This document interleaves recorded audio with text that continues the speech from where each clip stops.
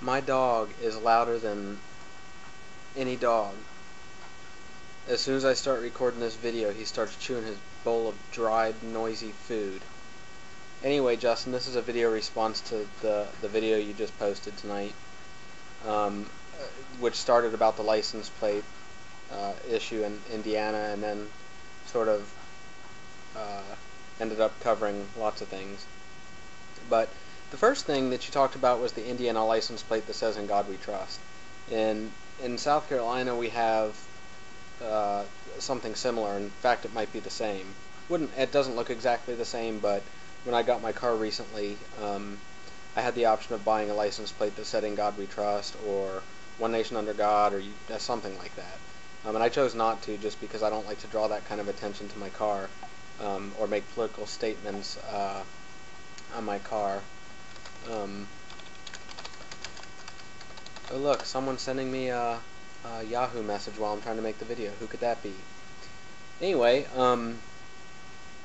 yeah, we have the same thing in South Carolina, and it's an optional plate, as I'm sure it is in Indiana. They're not going to force everybody there to have a license plate that says "In God We Trust."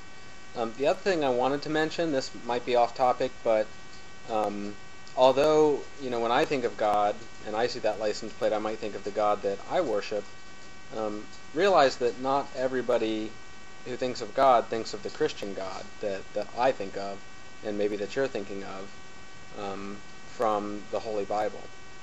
So there are other gods. There are other gods that are worshipped by other religions. So I don't know that that's a Christian license plate. I would probably say it's intended to be. But since we're on that topic, I don't know that you could pick up any denomination of money, whether it's bills or coins, that doesn't say "In God We Trust" on it. Just because I use this money doesn't mean that I'm specifically advertising for a God. But you have to look and think back at the founders and forefathers of this country, and who they were and where they were coming from, and why it was all why this verbiage even exists within our government. Our Pledge of Allegiance, and I know there are some students in some schools or parents who don't want their children to say the Pledge of Allegiance also, because it says "One Nation Under God." Again, that's assuming that God is always a Christian God, and we know that's not true. So I just wanted to touch on that. Indiana isn't unique. South Carolina has that license plate as well as probably most other states. I don't know. We talked about several things, and I wanted to mention a couple of them.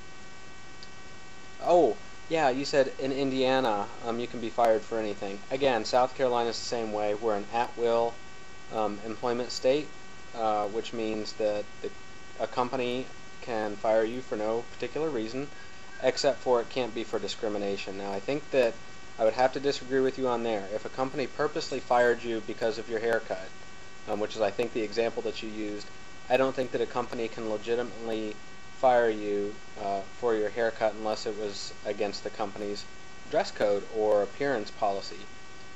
And I think in conversations with you before, I told you I was somewhat of a company guy, and so maybe that's the way I come across. But I also work in an at-will state, at-will employment state, which means that my company could fire me, could lay me off, could get rid of me in whatever way they want, whatever they want to call it, and I really don't have any recourse.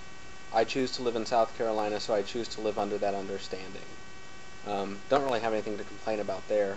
I don't have anything to complain about there because I have the right to move to another state and maybe work in a state that has more labor laws. With all of that said, the other comment that you made was that the country is kind of going down and so forth. And I know that our involvement in the war in Iraq and our situation with the government right now and how our president has very little support doesn't help matters. But I would challenge you on that statement to really think about how wonderful a place the United States is, and that you really could go out into public and say what you really believe, and although other individuals might persecute you, our government won't step in and persecute you.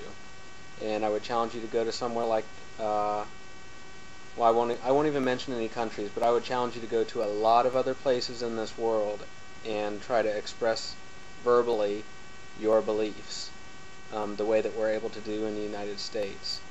So I think the things that bother Americans, frankly, can be very petty. I think we're a big, spoiled country